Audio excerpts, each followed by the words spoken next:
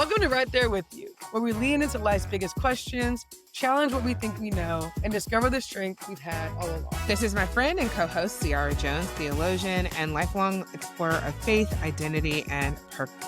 And say hello to my co-host and buddy, Cass Cooper, a professional chaos whisperer who loves untangling the complexities of human relationships.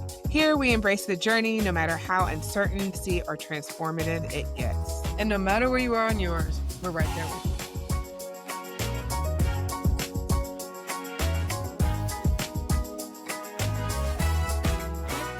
What's going on Right There With You, pod fans? We're so excited to bring you an extra special episode this week. We are joined by Tamice Spencer-Helms, author of Faith Unleavened, and Brian Recker, author of Hellbent. And they both are incredible public theologians who write and teach the world about how to deconstruct the theological ideas that harm us, and I feel like maybe embrace new theological ideas that liberate us. I'm excited to get into both these two folks' mind, to hear what they're thinking about, and especially to talk to Brian about his recent book release. But before we get into all that, how are y'all doing out there? What is going on? All right, what's going on in the world of Tamice and Brian? Brian, I'd love to hear what you've been up to. Tamice, I'd love to hear what you've been up to as well. Go ahead, Tamice, you want to go first? Yes. You can go ahead. You can go. Me? Okay. Well, I had 3 parent-teacher conferences yesterday, and Oh, gosh. 3 for 3, no total failures. I haven't screwed up parenting that badly yet. They will continue Come on now. Yeah. No, and I'll toot my own horn for like 1 second. One of the teachers said, because my ex-wife and I attended these conferences together, we co-parent. We were separated about 3 years ago, divorced about 2 years ago. And one of the teachers said that we were like the all-star divorced couple. She said that a lot of like non-divorced parents are not as like, participatory and active and collaborative as we were. And so I was like, hell yeah, we're making it happen. So that was cool. Hey, Because that is not always easy for sure. So I'm proud of that. It's not. And, I think we're all probably feeling at least some kind of level of joy today because election night was last night and we had some Mom good Donnie. results. I'm feeling that. Although I live in Texas and it's still on fire. So Right. No, well, the whole world. I will for sure. feel the joy and take it from everywhere else in the country right now because I do feel that joy just. Yeah, we need like Yeah, 1,000 more of him for sure. And of course, yeah, no one man, there's no savior that, it's got to be all of us. But I do think that watching somebody stand up for things that even other Democrats are afraid to stand up for. I mean, you've seen over the last couple of years, it feels like even they don't even stand up for trans people as much. They've kind of pulled back even on vocal trans support because public opinion is like and they're just checking in on public opinion. And so if, that person's going to be scapegoated, well, we're going to, for the greater good, allow that person to be scapegoated. And he just wasn't having it. He stood up for, he refused to scapegoat anybody. And he won. And I just really hope people are paying attention to that. So Yeah, that's that's good. That's good. exciting. I want to circle back to the co-parenting thing though as well, because as someone who has a significant challenge in her co-parenting situation, that is says a lot about the way that y'all put the kids first. And I just think that that's really beautiful. So congratulations on not only doing that, but being recognized outside of your family for that. Like I'm going to have to take some notes and maybe send you an email of some questions because that is not my experience. Well, It is impressive. I'm happy to talk more about it for sure. I will say that, it takes 2, so I can give you notes, but I don't know, somebody has to give that guy notes, I'm guessing. Yeah, No comment. I have a feeling he could use some notes, Cass. But yeah, nobody taught us how to do that, like the church certainly didn't. Churches do not prepare people for divorce. It's like sex where like, abstinence, just don't premarital, just don't do it. And then it's like, that's all you get. You don't get any teaching on how to have like good, connected, joyful sex, right? Consensual sex. I don't talk about that at all. It's like, just don't do it. And then you can do it. With divorce, it's the same thing. Just don't get divorced. You better not fucking get divorced. It's like, well, 50% of marriages end in divorce. What about they don't really teach you how to do it well, how to find graciousness on the other side of that and navigate it with the kids first. So we've had to do a lot of that, finding resources outside of the church for sure. Yeah. But I do talk about that a lot because I find that a lot of people deconstructing really do go through that and it can be a real struggle. Yeah, that's What powerful. about you, Tamice? What's going on in your world? Well, yeah, I mean, I do not have a co-parent. I have a baby daddy. And so I'm navigating some of that a little bit. We've had some parent teacher conferences. Harlem won her little she had to do this pumpkin book contest thing and she won. So there's that. So I'm bragging on my kid right now. So yeah, we're doing parent teacher stuff. My kids are in school. My daughter Ishay turned 1 on the 20th. And so I'm just Wow. really kind of leaning into like being mom right now. Please. Working on another book. Congratulations. Thank you. So we're, life What is are you life what is book are you working on? so I think I'm allowed to say the title out loud. The book is called Light These Roots on Fire. Christian Reckoning or Reckoning with Christian Empire. And it's almost like it's felt like writing a sequel in real time. So it'll come out Mhm. probably in the fall. So working on that and working on my dissertation and trying to be a mom. Wow. Wow. And then me and B are working on Ember together. So there's some really Yeah. beautiful things, I think, and all of them have to do with either things I've birthed or things I'm birthing, which feels really, really, really Oof. dope right now. That's And really that is a beautiful. really great title to me. It's like I got chills. That was so You like good. it? Yeah, Oh yeah, well, I'm about to 100%. send you the covers. I got the cover art. I'm about to send it to you, B, to see if you can help me I pick. can't But wait. I yeah, can't wait. yeah, I'm really excited Love about that. it. Yeah, I think it's gonna be good. It's the first book, Faith Unleavened, talked about like me coming to this realization that white supremacy was embedded in my faith around the Mm. death of Trayvon. But this book is about, okay, so I thought that, just excavating that white supremacy was gonna do it, but white supremacy shows up in the Black experience when it comes to Mhm. queerness. And Mm. so I'm like writing about my experience there. And it's been kind of a tightrope to say, like, I want to respect, my heritage and respect my history and my elders and my tradition, but also tell the truth about my Yeah. experience in those Wow. places too. So, Yeah. Is yeah. it Man, that is more of so like a important. memoir style or what are you, if you don't mind me asking? Yeah, I do think it's probably in the same style of Faith Unleavened, except it's a little bit more raw. So I go into kind of because it's telling the truth about sort of my experience in Black community, there's a lot more essay writing because I need to kind of make it's been a hard road. I know I'm taking a little bit of time, but it's like a hard road to go like Oh. I'm gonna write the truth about this, but that does not give people license to go and like make statements about a monolithic experience. So I'm trying to Yeah. really thread this needle of like honor this history, honor this people, honor people who were doing the Wow. best they could do, but tell the truth because a white supremacy can show up in Blackface and it can cause a lot of harm. And particularly the people on the receiving end of that harm are queer in the Black experience, whether Mm. that's Yeah. queerness related to sexuality or gender or even neurodivergence. There's a significant amount of queer phobia in the Black community that I think it requires some care to address, but I think it has to get addressed at this point. So I'm going to address it in my own story. I'm obviously not the only person talking about it, but I'm going to address it in my own experience in the next book. Yeah. I love Yeah. that. Yeah, I I can't think wait to read it. that's Yeah. really Well, important. thank you. Pray that I can get it. It feels like it's coming through. So it's taken a little bit longer. And I think that that's by design, like talking with my ancestors about it and stuff. I'm just trying to be careful with it. So, Yeah.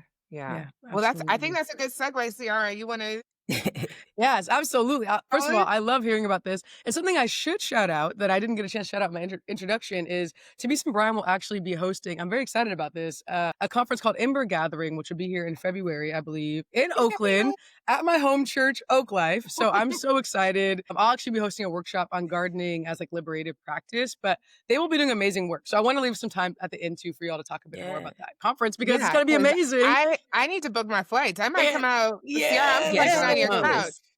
You Like, better let's be roll. there. Yes, absolutely. But something I love in both your intros is you covered so many beautiful things from Tamice, the book that you have forthcoming, which beautiful title. And Brian, Thank you. we've also talked about, I feel like sin and punishment in different ways. Brian talking about divorce. And I do want to say when you and Cass talked about divorce, my parents are divorced and they Mm, never have been their parents have been divorced since I was 6 and I'm 31 now. And I have never seen them in the same room since they're divorced. And mm, so it Wow. was so cool wow. to hear you talk about what that looked like, both you and Cass Brian, what that's looked like for you navigating co-parenting post-divorce. But I want to ask about sin and punishment broadly, because one of my first memories of thinking about sin and punishment in the church is I love my father, but I will be honest that my mom had reason to get divorced, okay? Very good Mm-hmm. reasons. And Mm-hmm. one of my first memories of my mom around sin and punishment was being around 15 or 16 and having left youth group. And my mom was sitting in the pews so sad. And I asked her what was wrong. And she was like, well, the pastor said, like, I like got divorced and I committed this like cardinal sin and like what do I do because like this is like my life now. And I remember telling my mom like, you know how many verses say like if your husband has cheated on you, you can leave that marriage. Jesus says if your husband has cheated on you, you can leave that marriage. It made me. It was the first time I felt angry at the church because I saw my mom being punished for her own grief. And so I kind of frame all that to ask to kind of open up this larger conversation for both of you, Brian and Tamice, about hell and sin and punishment and where it lives in our churches, and maybe how both of your work explores this. I know, Brian, obviously you have Hellbent here, which hopefully the blur doesn't. But Oh, why was it Right. important for you, Brian, in this piece to mm, deconstruct hell and look at hell? Because as I mentioned, I yeah. think it lives. There's a capital H hell, but then all those smaller P punishments Yes. and punitive That's a really theologies good way to that live say it. live in our churches too. You know. Yeah. In the book, I mean, it's about deconstructing hell, but beyond that, it really is about deconstructing the punitive God and the punitive framework that was baked into the very foundation of our spirituality. That was what I really realized. And the reason I wanted to write this book was because changing your mind about hell is not just changing your mind about like a few verses about like what hell is. Like, oh, you can reframe these verses and maybe hell isn't this eternal torture chamber. Maybe actually it was a metaphor for the natural consequences of our failures to love on earth. Like you can do that with individual verses. You can be like, oh, in Revelation, that's actually apocalyptic hyperbole. This was never Mm, about the end of the world. This is about the end of civilizations and empires. That's all important. But the problem is just changing like the verses about hell and getting a reframed perspective on those. This isn't just about that one piece of doctrine. This is embedded in our entire theology. For mm, me, when I learned about hell was when I learned about God at the same mm. time. Yeah. For those of Say us more who about like, that because it's like think that you're just learning about this good, loving, all-knowing, omnipresent force, but like it's another side of the same coin. And I think like I just want to like yeah. So I drill mean, down. everybody had a different experience, so I can't speak to everyone. But I grew up in fundamentalism where they were not shy about hell, and even in evangelical churches that are kind of seeker sensitive and don't talk about hell all the time. Typically, when kids go to camp or Young Life or at those moments of decision, they roll out hell. And for a lot of us, you know, for all the talk Mm, of, hey, it's not about a religion, it's about a relationship. That relationship with God began with the knowledge of hell for many of us. It began with the knowledge of the consequences for not being in that relationship. And so mm, there was, in a sense, the reason that I was supposed to come to know God, the reason I needed God was because who I was by default was worthy of punishment. I was mm, born not fundamentally worthy of care, compassion, my basic human needs being met. Who I was by default worthy of punishment. And I had to become a Christian in order to not be worthy of punishment, but only because, by the way, Jesus gets punished in my place because punishment is still king in this framework. God is bound to yes. punish somebody. Where is God going to put God's punishment? Because the one thing God's going to do is punish. And so punishment is so core to this theology. That's why you can't just change your mind about hell because God is a punisher. You deserve punishment. The whole thing is about avoiding punishment. And you can see this punitiveness coming out in Christians. Like when somebody steps out of line is when they roll this out. Nobody has more hell trauma than queer people who grew up in the church because that was what hell was used for, was when you got divorced, when you tried to come out of the closet, when you began to step out of the framework in any way. That's where it'd be like, whoa, whoa, whoa. Don't you know what's outside of these lines is wrath, Mhm. is punishment. And so it was used to keep us small, to keep us from listening to any kind of genuine within ourselves. Mm, And so it's more than, again, just that one theological piece. It really was a whole punishing framework of a way of mm, experiencing and knowing about God through the lens of, I better be right about this. I better receive the right doctrine from my patriarchal spiritual authorities, because outside of those guidelines is punishment. mm. I'd be I'm curious about curious. actually Yeah. Tamice's reaction to everything I I'm about to shared, just say because of that's what I was your just Yeah, gonna experience with ask. the music. Yes. Well, because You instantly know, I'm I like, learned about okay, how do we connect that to this idea of like whiteness, mhm, queerness, womanhood? Mm, In some of my workshops, I do this, it's a little old school, but I do the act like a lady, act like a man box, right? Where when you step outside of these frameworks, what are the things that will keep you in? And every single time, religion are the things that come up. So I want to hear kind of like Tamice, like, what is your reaction to like what Brian had to say? Yeah, I mean, I think that what's been so beautiful, and I gotta shout you out, B. I'm gonna do it publicly because I think mm, one of the things is like Brian has demonstrated, like, because after George Floyd and all of that stuff, like, it's real hard to be around white folks, Mhm. or at least ones that don't have costly, courageous solidarity that actually Come is, on. like, happening in their life. I mean, they say good things, but they don't actually do the things. But my Mhm. experience with Brian Recker has been that he is behind the scenes, like, actively doing it. You know what I'm saying? And, like, that's why why I wanna work with him. Like, we're doing stuff together. So all of that to say, Mm. like, I think there's one thing to be said for, like, the sort of the punishment that is our introduction to God, right? Like, it's the point of Jesus. Like, if we're honest, like, they made the point of Jesus mediation between us and God. And Mhm. so the entire apparatus of salvation is a trauma bond. First, you Oof. find out that Wow. you have a target on your back that you didn't know about, but there is some invisible being who is, like you said, omnipresent and all knowing, who is everywhere all at once. So surveillance, Mm.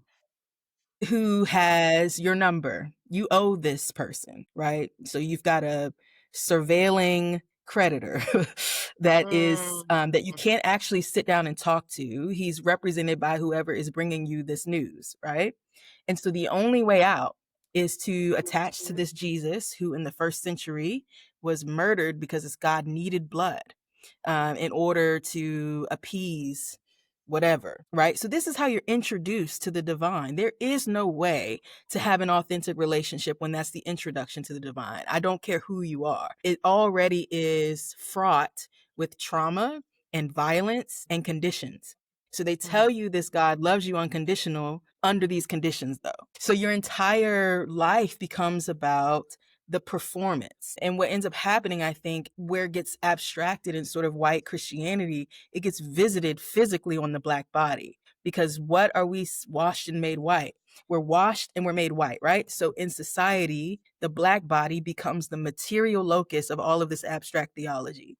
That's why it's when you hear about somebody like Trayvon, the initial thing is, well, he must have done something wrong. Because if someone is punished or violence is visited upon them, it's because they are deserving of it somehow. Now, when the state is built out of the same imagination that built white Jesus, then all of a sudden, these abstract theological concepts have real lived consequences. And so to me, I think when he's talking about hell and when you hear about like Hellbent is just really good, it's written really well and it's easy to digest, which I think is really important right now. What he's talking about in terms of hell being this sort of this lived experience that we walk through, that we kind of manifest based on our relationship to ourselves and one another and God. Like people in the Black community have been talking about that. Like, you know, how are y'all telling me about heaven when I'm living in hell? You want me to say yes to this Jesus who's supposed to take me to this eternal, eventual experience, and that has nothing to say about my actual lived experience here on the earth. And so for me, leaving, you know, sort of white evangelicalism was a wilderness time because it was like, all right, what do I fill this space with? I do feel like I had legitimate experience with Jesus. I feel like I have legitimate relationship with Jesus. But I looked up under the hood of this and nobody can tell me where any of this came from. This is all made up. And so what do I do with Jesus became like kind of the sort of the cadence that I was living my life according to, saying like, I'm very aware that I'm Black. I'm very aware that my body's endangered in this state as a queer person, as a Black person. Those things are very real. And if I don't have a meaning making mechanism that can speak to those things, then I need to figure it out. But white Christianity or any type of salvific anything that comes from the imagination of whiteness cannot hold a Black body. It is legitimately fashioned against the Black body. That's what white imagination is. It's anti-Black. I have chills. Like you have literally in both of y'all's statements described my spiritual journey in a Mhm. very like clear way, right? This whole idea. So I grew up in a Black mega church. If you've seen what is it, Greenleaf, that Yes, was child. the type of church like to the point Say of less. the pastor's son was indicted for murder when I was 16. Like that is like real. But then convert that like on the other side of it, I went to an all white Catholic all girls high school and Mhm.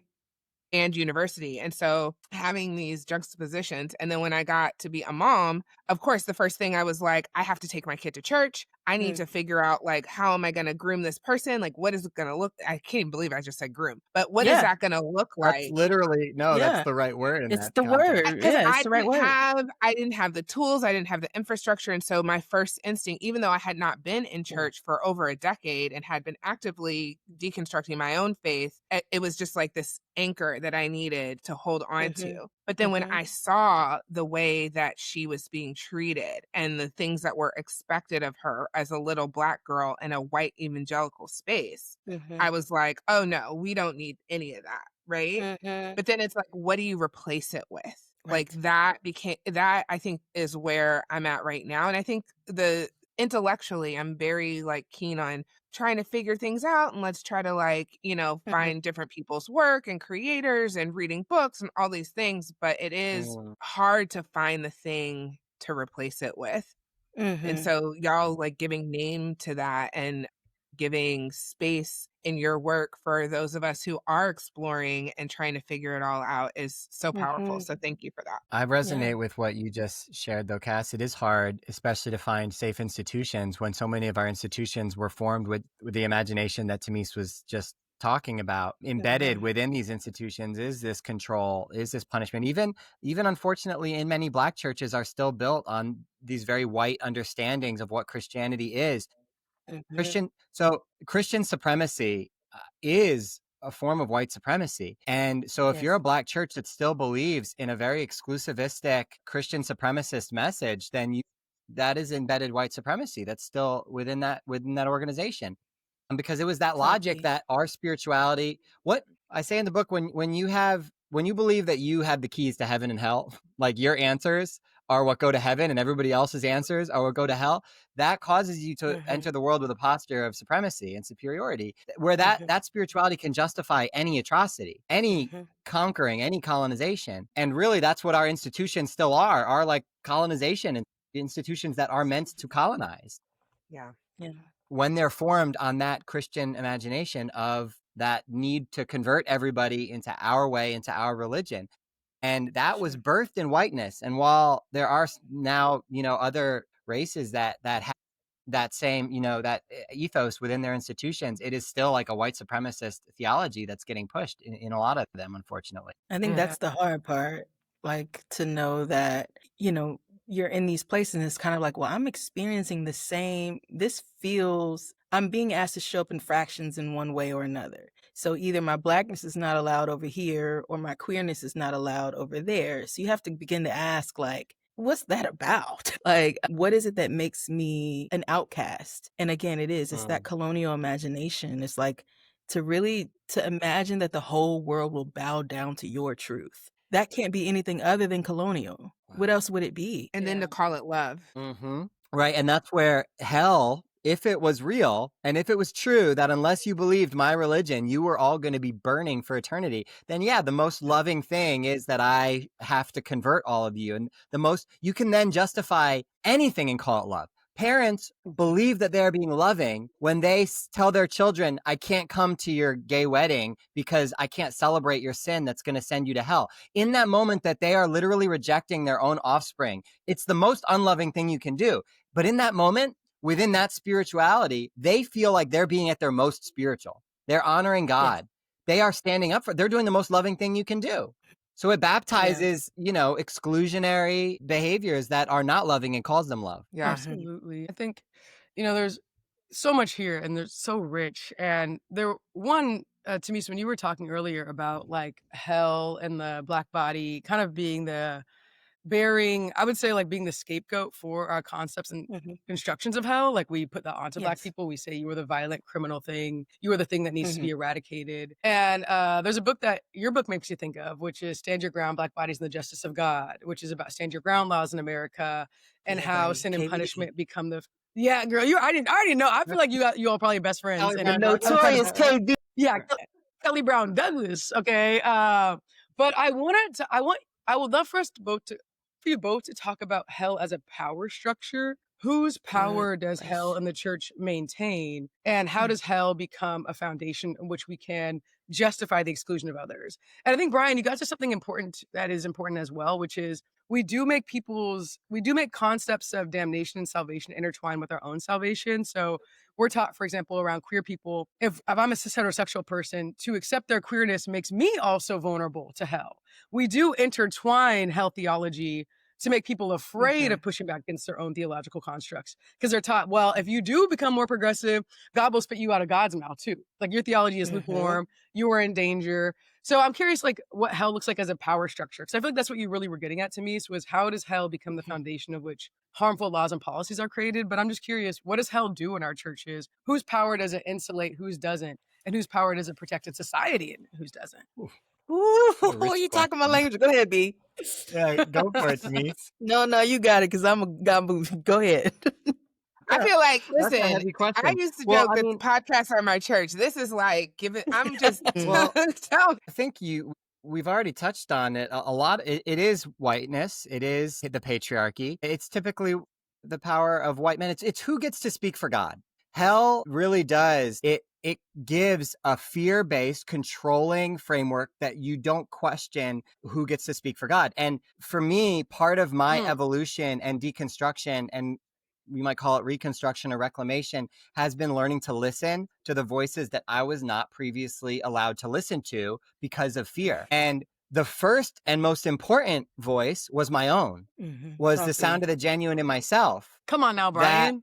Where are you gonna I take this? knew, listen, when I was 7 and 8 years old, I, in Sunday school, asked the question, what about a kid in, a country who's never heard about Jesus and you're saying he's going to hell?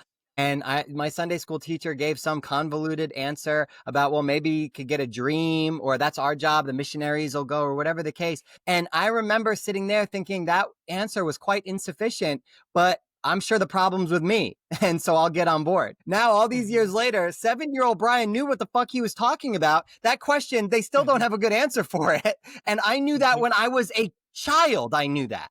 But I wasn't allowed to listen to that feeling inside me that knew that something was off about this. When we would go pass out tracts, I didn't like doing it. It felt wrong. It felt pushy. It felt aggressive. I thought that was a me problem. I thought that meant I wasn't spiritual enough. I wasn't taking hell seriously enough. I wasn't taking God seriously enough. If I was more spiritual, I would be like my dad, who would go up to a stranger and ask them on a scale from 1 to 10, how sure are you that you'd go to heaven? I thought that's what spirituality was. But actually, young Brian was right. My intuition was correct. The way we were acting was alienating towards our neighbors. We weren't entering into a posture of mutuality and love with our neighbors. We had a superior, you need what I have. I don't need what you have. You've got to learn from me. Here's a gospel track. My intuition knew deeply that a lot of these things were wrong, but I was never allowed to listen to that intuition because I was told to listen to these various patriarchal authorities and the way that they were interpreting the Bible. But beyond that, not only learning to listen to myself, but listening to especially the marginalized voices that were completely cut off from shaping the church. I mean, people in bodies that look like Tamice's have been saying the kinds of things that I'm now saying for a long time, but I was never allowed to listen to those voices. And even now, and one of the reasons I go back and forth even on my platform, because I understand that on the one hand, does the world need more straight white men with microphones? Not necessarily. I'm aware of that. This is a tension that I'm walking. At the same time, we live in a world that where we are socialized to only listen to white men with microphones. And so I've got to talk because there are many people that will only listen to somebody who looks like me. And so I want to point them to other voices and also encourage them to listen to themselves and the other voices that they weren't allowed to listen to.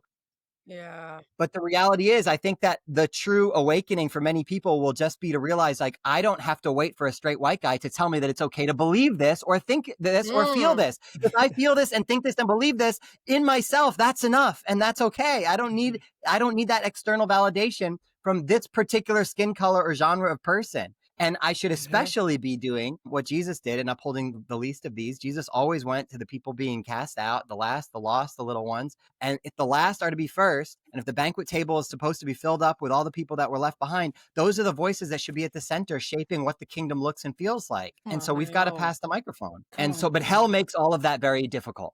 Because if you've been told that to do that, to break from what that guy is saying, the stakes are so high. You see? So it's it's Yeah. simply a way for the patriarchy and for white supremacy to say, you want to be more inclusive? I know that sounds nice, but like outside of these boundaries is literally eternal torment. Oh, good luck with Yeah. that. So it is it Mhm. makes it just reinforces those power structures. Mhm. I mean, outside of these boundaries is blackness. So that's the Mm. thing is I think is really important to think about is like when we think about power, power has to do with like how are we going to enforce this? So Yes. like a lot of times on my socials I do this a lot because I think it's important and there's so many things that are coming up and I'm trying to write them down cuz my head hurts and I can't hold them.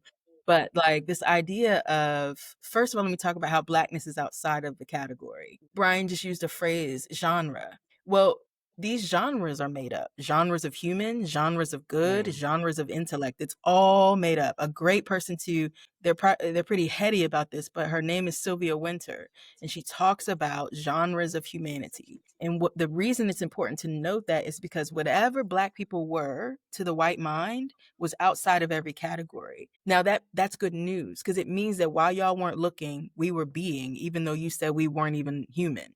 Okay. So we were making music and love and culture, which is great news because it means that the way that this entire reality was set up was on a fallacy, it was on something that wasn't true.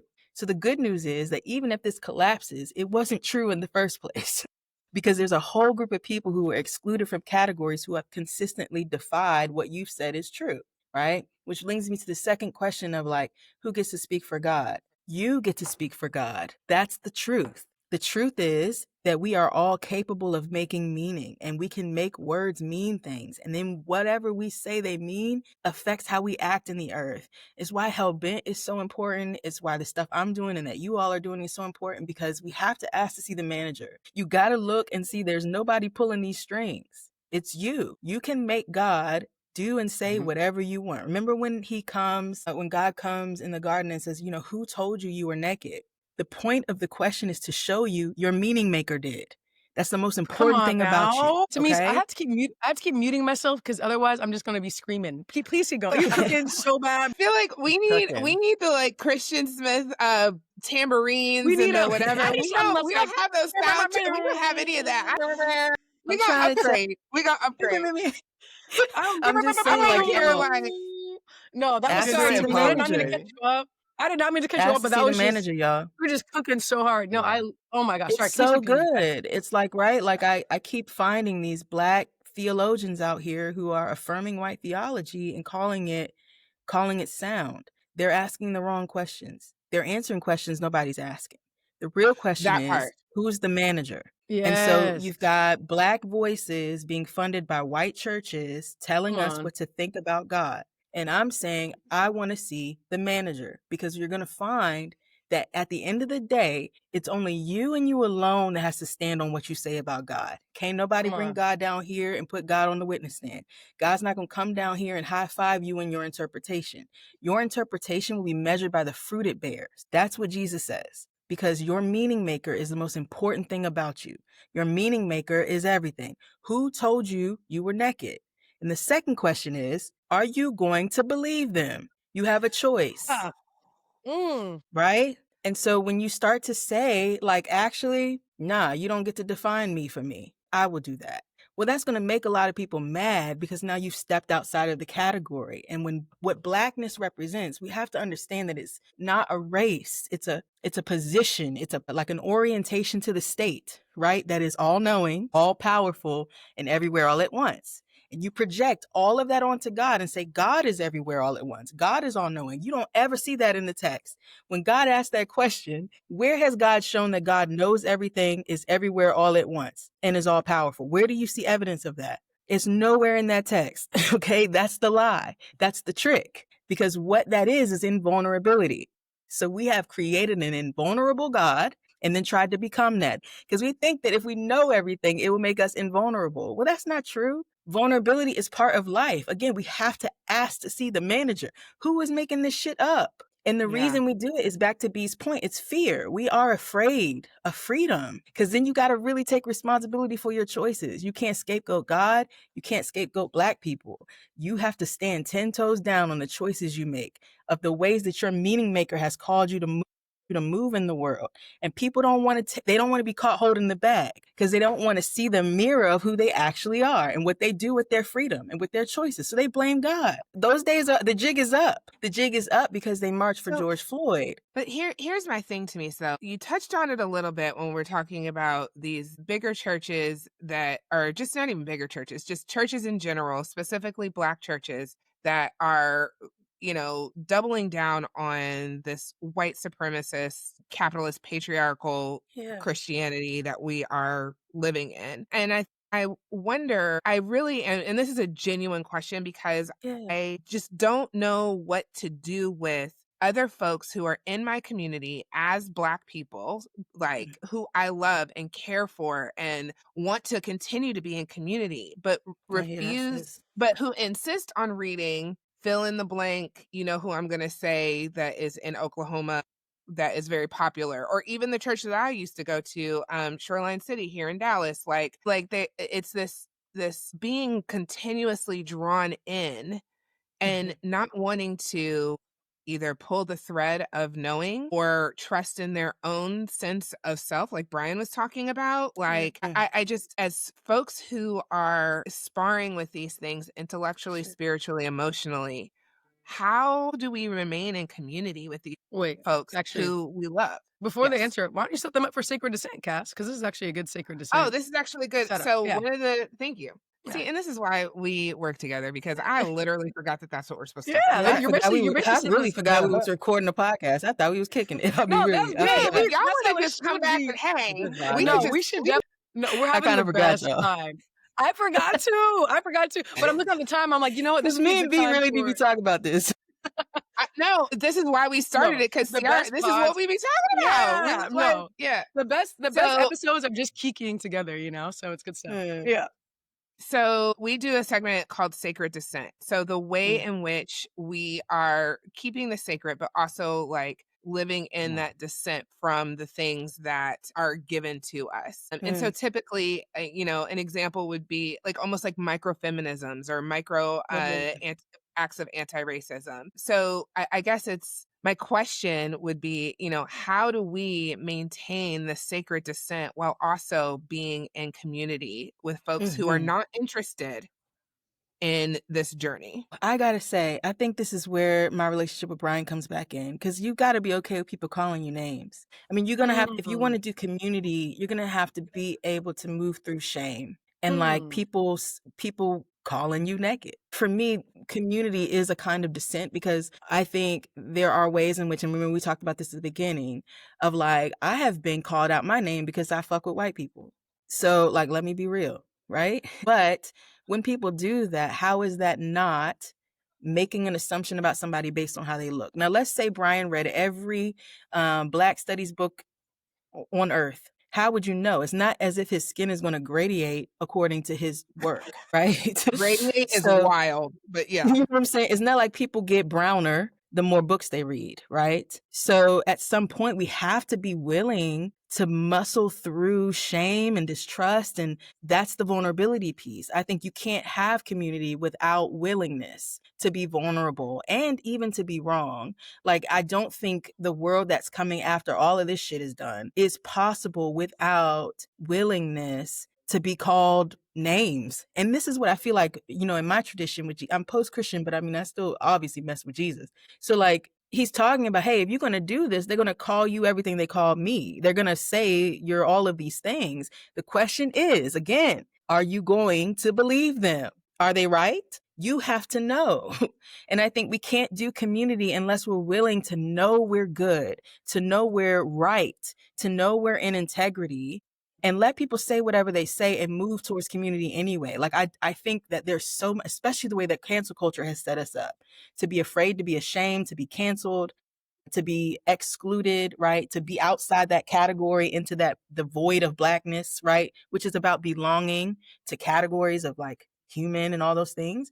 So like, you've got to be willing to be Black. And I mean, for real, positionally Black. You got to be willing for them to exclude you from whatever category is making you afraid to rupture this thing. And I think that's the only way to have true community. I think, and that's the last thing I'll say, but like, I think about those people that Jesus gathered to him. He had a zealot and a tax collector in the same crew. That's Marjorie Taylor Greene and like Jasmine. Like, for real. I mean, it's two different people who have two very different political stances on this in the same crew. Now, how does that work? What do y'all have in common? It's something about this dude that's intriguing.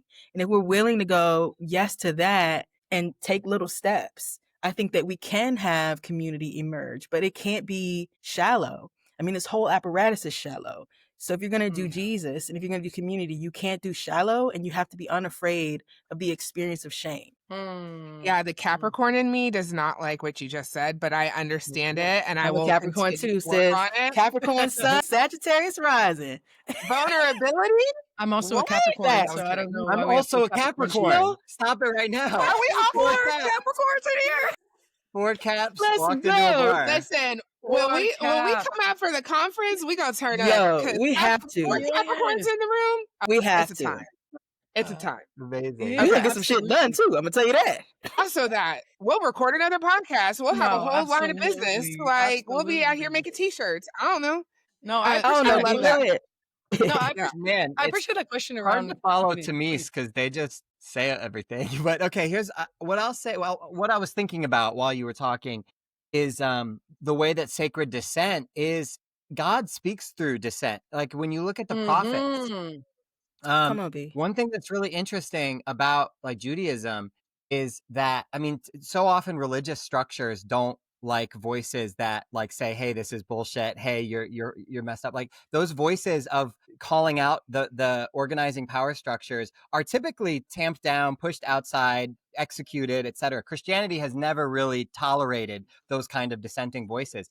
But in Judaism, it was baked in. Like the prophets were not only an actual role, and they were expected to call out the religious and political leaders, but that dissenting voice was thought of as the voice of where God was speaking. God spoke through the prophets. And so that dissent, that's where, I mean, wherever the people that are being pressed out and kept out, that's like where God is going to talk out of, right?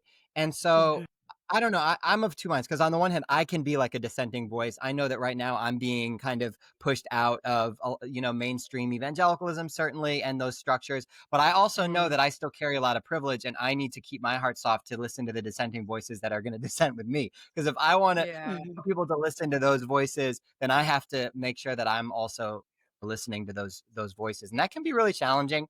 I get critiques all the time from like conservatives who argue with me. And it's really easy for me to ignore those because I'm like, well, you have no moral center. And, it's easy for me to just kind of be dismissive of that. But when I'm criticized from progressive people that have good values and they're taking, offense with maybe some way that I approach something, or maybe even something that was centered, some privilege that I was still carrying, right? That came out in a particular way. That can be really, really hard to hear because I can get defensive and I can say, well, you're misunderstanding me, and I can maybe double down. And so I have to receive that dissent. And that has been, in many ways, that's like the hardest lesson of anybody who carries privilege. And I mean, most of us do, at least at some level, and to be able to always be able to receive that, I think, is how we receive God working in us. Because if we can't receive that, then we can't really hear God, I don't think. Yeah, that's beautiful.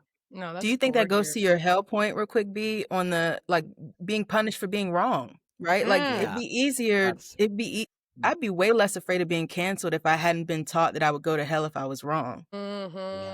Yeah, that's a good point. I feel like there's a whole part 2 in there, because one thing we didn't really talk about is like the part of being wrong, like making mistakes, being able to trip up over your own experience, where redemption comes in. I think that like we are out of time. However, we'll put a ellipsis. However, comma. No, absolutely. Ciarra, do you have anything you want to add? Or like, I feel like you were like in your bag right now. This is probably Ciarra's favorite episode. I'm not gonna lie.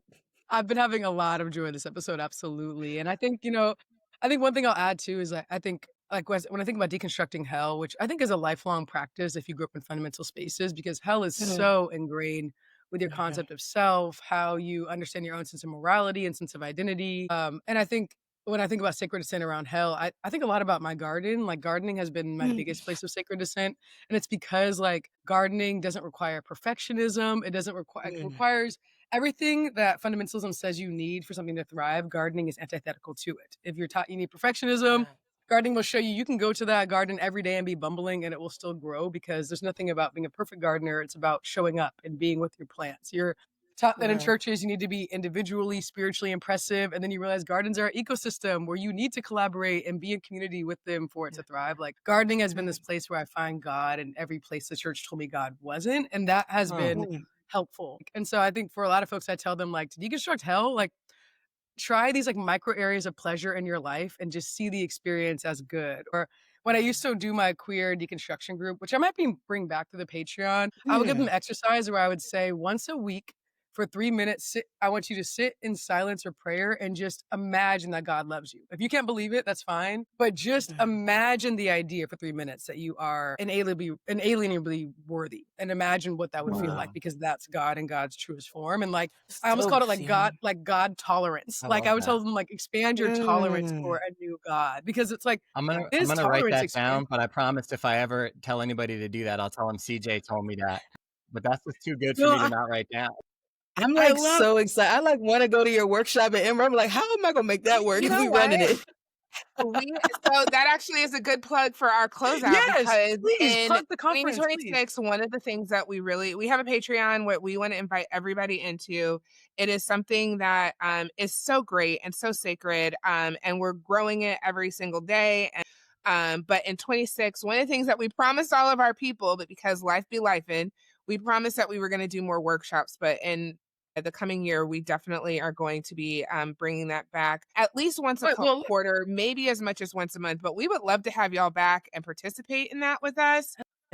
Whatever that looks like, we'll work out the details. But I think my sacred descent is continuing to build communities that are outside of what I thought community was supposed to look like, and really lean into the people that I care about, the people that show care for me, the people that don't know that I care about them, and inviting them into spaces that maybe they are a little like unsure about, but continuing to be open to that and asking more questions and giving space and holding space for people to do that and do that well. So I hope that anybody who's listening to this, I hope that you are feeling that. I hope that y'all have felt that while we have been talking. But yeah, I can't wait to have y'all back and have y'all on the Patreon, and we'll talk about your books. Maybe we do a little book club situation. You know what I mean? Like the sky's the limit. Well, I think yes, absolutely. And I think Tamice was mentioning the workshop because we'll have that conference coming up. So I'd love for you all to be able to close out. Tell us the date so we can book our flights. Yes, if you can close out, tell us about the conference and where to find your books. That would be great. I'd love to let you all close this out. You tell them about Ember. Okay. February 27th to March 1st. It's going to be litty. Okay. I don't even know how to describe it. We're going to try again to be together, to be in community where we touch God again. And there's so many of us who are coming wounded and limping and unsure, but that's what we all have in common, is a willingness to try again. DJ's doing a workshop, Ian's preaching, I'm preaching. We got Trey Ferguson. You're going to have to help me be with the headache. We got Drew Hart. We got Sarah Quint is an indigenous theologian. Carrie Laddiser is the director of the Post-Evangelical Collective. So imagining like a new path forward for the church in America. We got excursions. We got elders. We got spiritual directors and care team. We got dope ass workshops. I mean, it's just going to be, I think it's going to be special, actually. No cap. Like, I'm excited. I don't know what's going to happen, but I can feel it. Like I told you, it's my home church. So I've been going to church for years. So that part feels so crazy full circle too. So I'm excited. Please come out if you're in Oakland. And I'm hoping to also be able to join Tamice's Black LGBTQ Mixer, which I think will be part of the gathering. Yes, that's right. My bad. Yeah, we're going to do sorry about that. We're doing a sacred Black, what we call it, Ciarra? A sacred Black lounge experience. That's a pre-conference. Exactly. So it's for sacred Black folk. Yes. And we'll do it from 1 to singles of y'all. I mean, hook a sister up. You know, I mean, we're gonna do all kinds of stuff. Well, CJ's helping me plan it, so we got a team of folks helping to plan that. It's gonna be on the Pacific School of Religion is gonna help us host that, and it'll be from 1 to 5 on February 27th. So if you're coming from out of town, and you're a sacred Black folk, we got a pre-conference lounge situation happening. So make sure you get there by 1 o'clock. on the 27th of Yes. February. Absolutely. Love Come it. for God. And if you're cast, come for a lady. So, either one. Hey, Make hey. it sound so slutty. Not that that's a bad thing. Bloody for Jesus. We're here for it. You know what I For mean? Jesus, That's the tagline for the whole conference, actually. Slutty for Jesus. Slutty for Jesus. If you're ready to get slutty for Jesus. No, I mean, we gotta cut it off because No, but honestly, a youth pastor somewhere is preaching a sermon called "Get Slutty Oh, for you know Jesus." it. I swear, somewhere it's I don't happening. know. So, know it. The more I think about it, actually, it sounds problematic. I take it back. But no, it's okay. I think the point is your Honestly, full self is welcome there, is what I'm trying to say. there it is. Exactly. There it is. You know what? I'll say this and we'll close. But I almost did my PhD at Emory. When I was in my decision phase, I'd met one of the students there, and she was doing like sexual evangelism. I don't know how to explain it. Like she was doing like Oh, sexual wow. liberation around faith and like wow. what it means to reclaim your sexual body. So I think like there is, the research shows a lot of There's room for that. people are born in celibacy theology. They need a little liberation, So I just want to Why say, not King for slutty Christ? Jesus. Exactly. We gotta go. Thanks for having us, Thank you, guys. Tamice and Brian. I We're Thanks, love so y'all. this Come grateful. to conversation. Ember. Get hell bent. Can't wait. Get Hellbent, come to Ember, get Faith Unleavened, and look out for Tamice's Faith- also upcoming book as well. Ooh, can't wait. Bye, folks. If today's conversation resonated with you, don't forget to subscribe and leave us a review. It helps more people find this space of exploration and connection. And if you want to go even deeper, support us on Patreon. Your membership helps us keep these conversations going and gives you exclusive access to great content. Because this isn't just a podcast, it's a community. And no matter where you are on your journey, We're right there with you.